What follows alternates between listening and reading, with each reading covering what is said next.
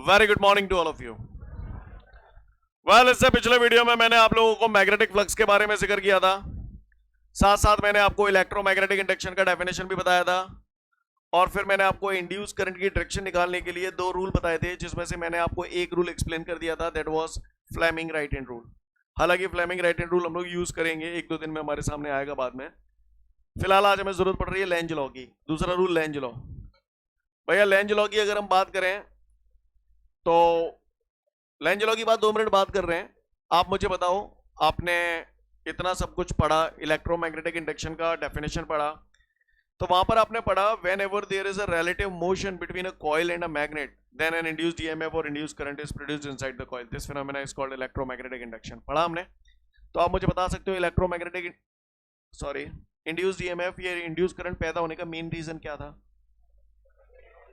Change in magnetic flux. Magnetic flux जरूरी है या चेंज इन मैग्नेटिक फ्लक्स जरूरी है? चेंज इन मैग्नेटिक फ्लक्स जरूरी है, मैग्नेटिक फ्लक्स जरूरी नहीं है। राइट, सही बोल रहा हूं ना? क्योंकि मैग्नेटिक फ्लक्स में लगातार आप चेंज करते रहेंगे तो induced EMF or induced current पैदा होता रहेगा। यस और नो? यहां तक हमारे को सारी कथा क्लियर है? ठीक है बॉस, अच्छी बात है। अब गौर से सुनिएगा आगे की कहानी। लेंज लॉ, मैं केवल स्टेटमेंट बोल रहा हूं, मुझे मालूम है आप लोगों को समझ नहीं आएगा, पर सुन लो। According to the Lenz law, the direction of induced current in a circuit is always in such a way that it always try to oppose the cause by which it is produced. गोली मारो। Lenz law हमसे ये कहता है कि जिस थाली में खाओ उसी में छेद करो। ये है Lenz law. Clear?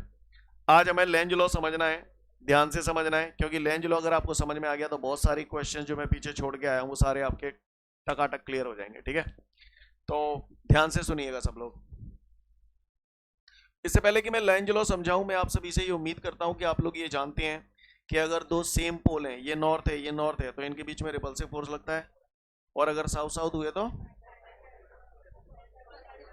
Repulsive force लगता है, और अगर नॉर्थ साउथ हुए तो अट्रैक्टिव। यानी सेम पोल अगर होते हैं तो रिपल्सिव फोर्स लगता है, अपोजिट पोल होते हैं तो अट्रैक्टिव फोर्स लगता है। हम सब जानते हैं इस बात को।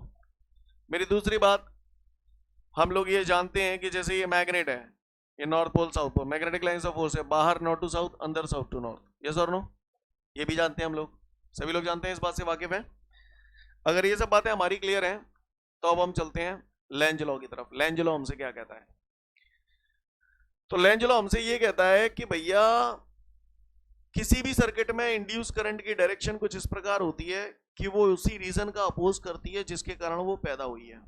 इंड्यूस करंट हमेशा उसी रीजन का अपोज करता है जिसके कारण पैदा हुआ है। अब कैसे अपोज करता है वो मैं आपको बता रहा हूं, गौर से देखिएगा सब लोग। कल जब आप पढ़ रहे थे तो आप ऐसे कॉइल बनाते थे, कॉइल के दोनों एंड्स के बीच में आप क्या लगाते थे? गैल्वेनोमीटर। अभी कांटा जीरो को इंडिकेट कर रहा है। यस और नो? कल हमने ये तो सीख लिया कि भैया मैग्नेट को यहां ले जाएंगे तो करंट पैदा होगा, जहां धर देंगे तो करंट पैदा नहीं होगा, ऐसे ले जाएंगे तो करंट पैदा होगा लेकिन अपोजिट डायरेक्शन में होगा। लेकिन वो डायरेक्शन होगी किधर, वो हमें फाइंड आउट करना है। अब हम डायरेक्शन निकाल, अभी तक हमें ये पता है कि करंट पैदा होगा कि नहीं होगा, ये तो हम बता सकते हैं, लेकिन वो करंट की डायरेक्शन क्या होगी ये हमें नहीं पता। तो आज हम डायरेक्शन निकालना सीख रहे हैं। ठीक है, तो सुनिएगा भाई। आप बताओ, पिछला वीडियो आपने देखा है, आप सबको पता है मैग्नेट को मैं इधर ले जा रहा हूं। अब आप बताओ इसके अंदर करंट पैदा होगा कि नहीं होगा? ऐसे करंट को कौन सा करंट बोलते हो? इंड्यूस करंट पैदा हुआ। तो लेंज ने ये कहा कि इंड्यूस करंट उसी रीजन का अपोज करता है जिसके कारण पैदा हुआ है। अब इसमें इंड्यूस करंट जो पैदा हुआ वो मैग्नेट को इधर लाने की वजह से इंड्यूस करंट पैदा हुआ, मैग्नेट को इधर लाने की वजह से इंड्यूस करंट पैदा हुआ। अब इंड्यूस करंट पैदा होने के बाद इसके इधर आने का क्या करेगा? अपोज करेगा, क्योंकि इंड्यूस करंट उसी रीजन का अपोज करता है जिसकी वजह से पैदा हुआ है। मैग्नेट के इधर आने की वजह से इसके अंदर इंड्यूस करंट पैदा हुआ, पैदा होने के बाद इसको क्या करेगा? अपोज करेगा। अपोज करने के लिए ये दूर भगाएगा या पास बुलाएगा? अब आप बताओ, इसको दूर भगाने के लिए वो यहां पर कौन से पोल का निर्माण करेगा? नॉर्थ पोल का। अब आप बताओ, ये नॉर्थ हो गया तो ये कौन सा हो गया? South. Magnetic lines of force है, बाहर नॉर्थ टू साउथ, अंदर साउथ टू नॉर्थ, तो नजारा साउथ टू नॉर्थ। अब यानी करंट ऐसे जा रहा है। आप बताओ ये क्लॉकवाइज है या एंटी क्लॉकवाइज है? एंटी क्लॉकवाइज है। कांटो जो ऐसे है तो वो ऐसे है जागो कि ऐसे है जागो? ऐसे हो जाएगा। यस और नो? तो अंदर का नजारा हमारा कुछ इस प्रकार हो जाएगा। क्या मैं उम्मीद करूं हम लोग समझ गए इस बात को? बोलो भैया। बात समझ में आई? फिर से देखते हैं, अब तुम बताना, ठीक है? समझ में आया तुमको? अब मेरे को ये बताओ, ये कॉइल है, ठीक है? फिर वही, इसमें पॉइंटर अभी मैंने 0 पे मान लिया, ठीक है ना? ऐसे मान लो, चलो 0 पे, ठीक है? अब मैं इस मैग्नेट को ऐसे ले जा रहा हूँ, क्लियर? इस डायरेक्शन में ले जा रहा हूँ। अब जब मैं मैग्नेट को ऐसे ले जा रहा हूँ तो आपने देखा था जब ऐसे ला रहे थे तो भी करंट पैदा हुआ था, जब आप ऐसे ले जा रहे हो तो भी करंट पैदा हुआ। तो जब मैं मैग्नेट के नॉर्थ पोल को कॉइल के इस फेस से दूर ले जा रहा हूँ तो हमने देखा जब दूर ले जा रहे हैं तो भी इंड्यूस करंट पैदा हुआ। अब इंड्यूस करंट उसी रीजन का अपोज करता है जिसके कारण पैदा हुआ है।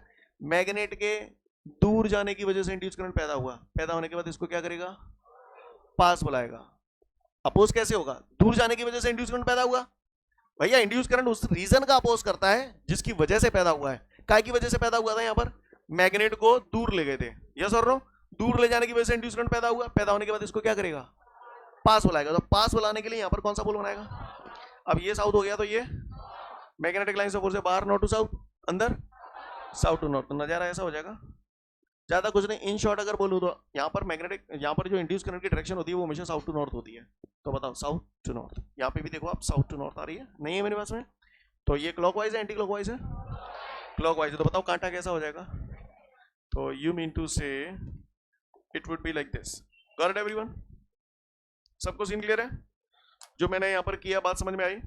अब मैं स्टेटमेंट बोल रहा हूँ, अब आपको समझ में आया लेंज लॉ? लेंज लॉ क्या कहता है? According to the Lenz law, किसी भी सर्किट में इंड्यूस करंट की जो डायरेक्शन होती है वो कुछ इस प्रकार होती है कि इंड्यूस करंट हमेशा उसी रीजन का अपोज करता है जिसके कारण पैदा हुआ है। क्लियर?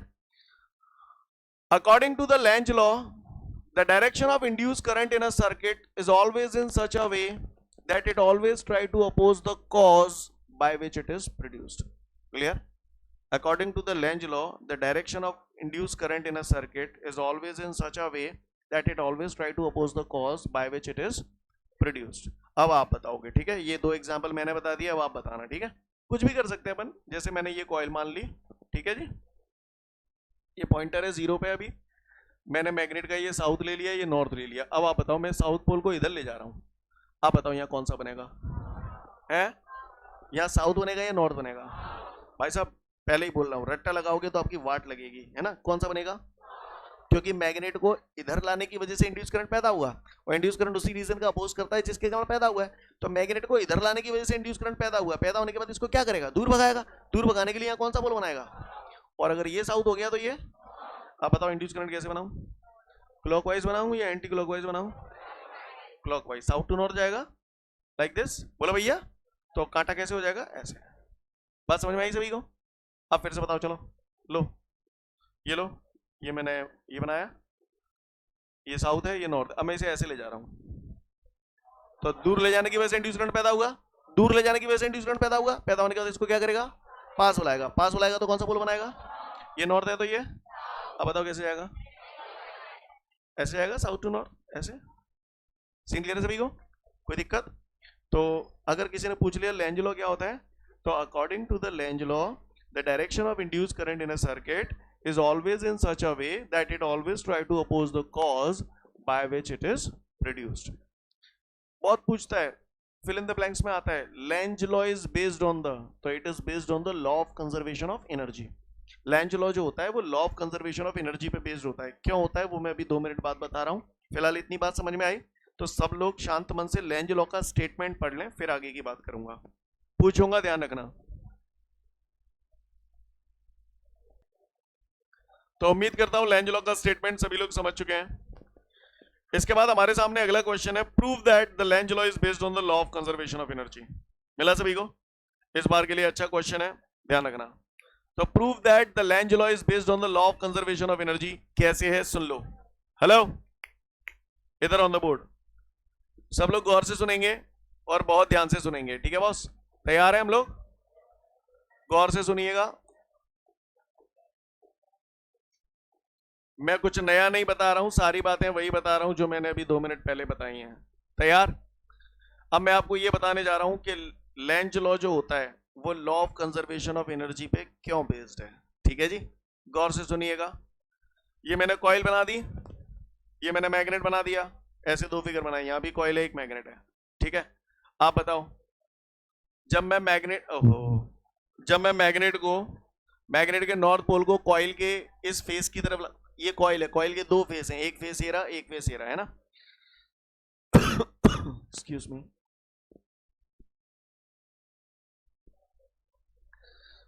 जब मैं मैग्नेट के नॉर्थ पोल को कॉइल के इस फेस की तरफ लाया, तो आपने बोला, अभी आपने बोला कि सर ऐसे लाएंगे, करंट पैदा हुआ, तो इंड्यूस करंट उसी रीजन का अपोज करता है जिसके कारण पैदा हुआ है। तो यहां पर कौन सा पोल बन गया था? North pole. ये नॉर्थ हो गया तो ये साउथ। ये अंडरस्टूड है। और फिर साउथ टू नॉर्थ आपने ऐसे डायरेक्शन निकाल दी थी। यस और नो? समझ गए सब लोग?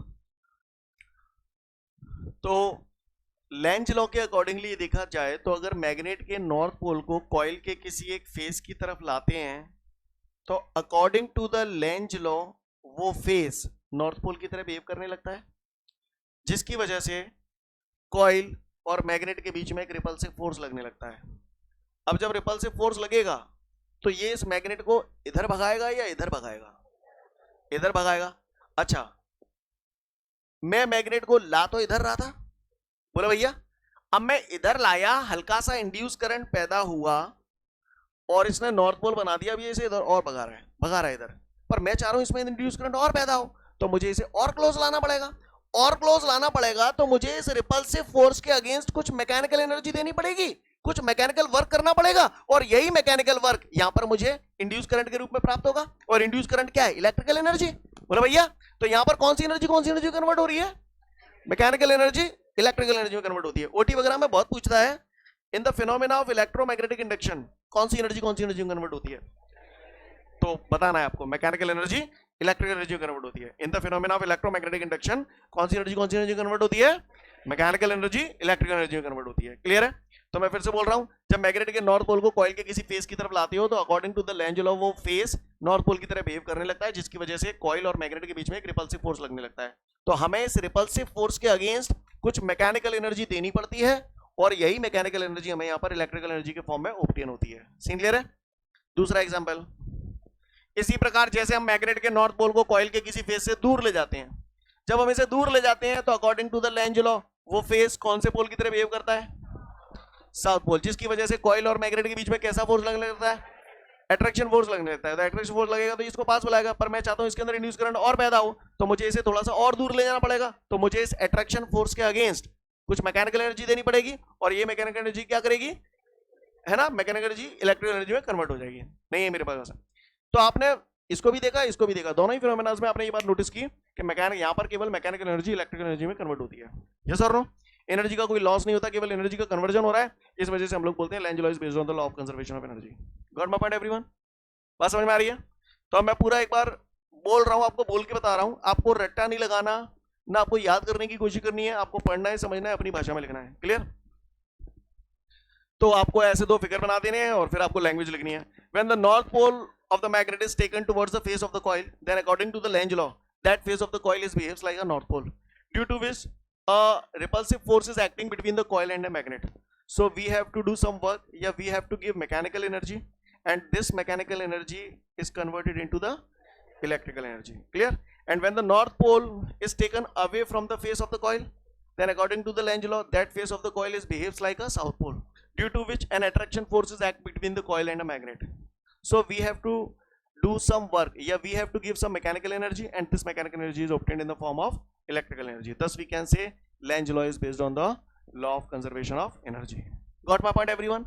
2 से 3 मिनट का समय दे रहा हूं, पूरा अच्छे से पढ़ लो, समझ लो, बुलवाऊंगा आपसे लैंग्वेज। तो उम्मीद करता हूं मैं सभी लोगों को ये बात क्लियर हो गई कि how Lenz law is based on the law of conservation of energy. ठीक है, अब आगे बढ़ते हैं। आप ही बताओ, सीधा आ जाओ उस क्वेश्चन पे, फैराडे एक्सपेरिमेंट, यही छूट गया था ना? आ जाओ भाई फैराडे एक्सपेरिमेंट पे। और सुने ध्यान से, कल मैंने आपको जो पूरी रामायण बताई थी वो कुछ और नहीं था, फैराडे एक्सपेरिमेंट ही था। बस केवल उस टाइम पे आप डायरेक्शन निकालना नहीं समझ पाते, इस वजह से मैंने रोका था। आज आप सीख गए हो। इधर सुनो ध्यान से। फैराडे, मैंने कल आपको एक कहानी सुनाई थी कि फैराडे जब 11th में पढ़ता था तो उसने लॉज ऑफ मोशन पढ़े थे। For every action there is a equal and opposite reaction, Newton third law. फिर मैंने बोला था वो जब 12th में पढ़ा था, याद आ रहा है, तो उसने ऑरस्टेड एक्सपेरिमेंट पढ़ा था कि जब किसी वायर में करंट फ्लो करते हैं तो मैग्नेटिक फील्ड पैदा हो जाती है। तो उसने सोचा जब करंट से मैग्नेटिक फील्ड पैदा हो रही है तो मैग्नेटिक फील्ड से करंट पैदा होना चाहिए। तो मैग्नेटिक फील्ड से करंट पैदा करने के लिए उसने अपना एक सेटअप तैयार किया। सेटअप तैयार करने में उसने क्या किया, एक नॉन कंडक्टिंग मटेरियल का एक सिलेंडर ले लिया और उसके ऊपर insulated tons of copper wire wind up किए और दोनों एंड्स के बीच में उसने क्या लगा दिया, गैल्वेनोमीटर लगा दिया। और यहाँ पर मैग्नेटिक फील्ड पैदा करने के लिए क्या लगाया, मैग्नेट। सीन क्लियर है? अब आप बताओ, जब यहाँ मैग्नेट रखा था यानी V बराबर 0, V बराबर 0 का मतलब मैग्नेट रखा हुआ है। जब ये मैग्नेट यहाँ रखा था इसके अंदर कोई इंड्यूस करंट पैदा हुआ था कि नहीं हुआ था? नहीं हुआ था। फिर हम जब मैग्नेट को धीरे धीरे पास ले गए तो इंड्यूस करंट पैदा हुआ था कि नहीं हुआ था? अब कहानी पूरी समझ गए क्यों पैदा हुआ, समझ गए आप मेरी बात को? फिर जब मैग्नेट को नॉर्थ पोल को ऐसे फेस से दूर ले गए तो भी इंड्यूस करंट पैदा हुआ। ऐसे ही आप ये केस ये सब एक्सपेरिमेंट है, अलग अलग केसेस में कहानी समझ में आ रही है। और ऐसा करने से उन्होंने क्या कंक्लूजन निकाला, इससे उन्होंने कंक्लूजन निकाला कि whenever there is a relative motion between a coil and a magnet, then due to change in magnetic flux an induced current or induced EMF is produced inside the coil. Got my point everyone? यही तो Faraday experiment का conclusion है। और इसी वजह से फिर उन्होंने इलेक्ट्रोमैग्नेटिक इंडक्शन का डेफिनेशन दिया जो आपने कल याद किया था। Whenever the magnetic flux linked with the coil changes, then an induced EMF or induced current is produced inside the coil. This phenomena is called electromagnetic induction. कहानी समझ में आ रही है? ये पूरा जो मैंने आपको समझाया है, कल भी समझाया था इसके बारे में कि मैग्नेट यहाँ ले जाएंगे तो करंट पैदा होगा कि नहीं होगा, ऐसे ले जाएंगे तो होगा, यस और नो? पूरा फेराडे एक्सपेरिमेंट आप पढ़ लें, आप समझ जाएंगे। 2 से 3 मिनट का समय दिया तसल्ली से। आगे बढ़ते हैं। इसके बाद हमारे सामने अगला क्वेश्चन है, explain the Faraday laws of electromagnetic induction. कुछ नहीं है Faraday laws of electromagnetic induction में। आपको इलेक्ट्रोमैग्नेटिक इंडक्शन का डेफिनेशन समझ में आता है? तो बस वही फेराडे लॉ है। फेराडे ने 2 लॉ दिए, फेराडे फर्स्ट लॉ और फेराडे सेकंड लॉ। एक एक करके हम दोनों लॉज को देखेंगे। पहले आप बताओ, आप ही बताओ, मैग्नेट को जब इधर लाता था तो क्या होता था? मैग्नेटिक फ्लक्स में चेंज होता था। मैग्नेटिक फ्लक्स में चेंज होता था तो क्या होता था? इंड्यूस करंट पैदा होता था। इंड्यूस करंट तभी पैदा होता था जब मैग्नेटिक फ्लक्स में चेंज करते थे। मैग्नेटिक फ्लक्स में चेंज करेंगे तो इंड्यूस करंट पैदा होगा, मैग्नेटिक फ्लक्स में चेंज नहीं करेंगे तो इंड्यूस करंट पैदा नहीं होगा, है ना? यानी मैग्नेटिक इंड्यूस करंट तभी तक रिमेन्स रहता है, तभी तक रहता है जब तक कि मैग्नेटिक फ्लक्स में चेंज जारी रखा जाता है। अगर मैग्नेटिक फ्लक्स में चेंज करना बंद कर देंगे, इंड्यूस करंट नहीं होगा, इंड्यूस ईएमएफ नहीं होगा। यस और नो? तो सुनो Faraday first law, whenever the magnetic flux linked with the coil changes, then an induced EMF or induced current is produced inside the coil in a closed circuit. Clear? This induced EMF remains, this induced EMF, this induced current remains till the flux changes. जो बोला समझ में आया? According to the Faraday first law, in a closed circuit, whenever the magnetic flux linked with the coil changes, then an induced EMF or induced current is produced inside the coil. This induced EMF or induced current remains till the flux changes. जो बोला समझ में आया?